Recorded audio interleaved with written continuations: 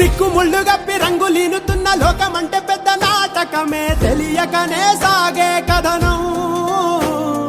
నీవు పెట్టుకున్న నమ్మకాలు అన్ని పక్కదారి బట్టి పోతుంటే కంచికి నీ కదలే దూరం.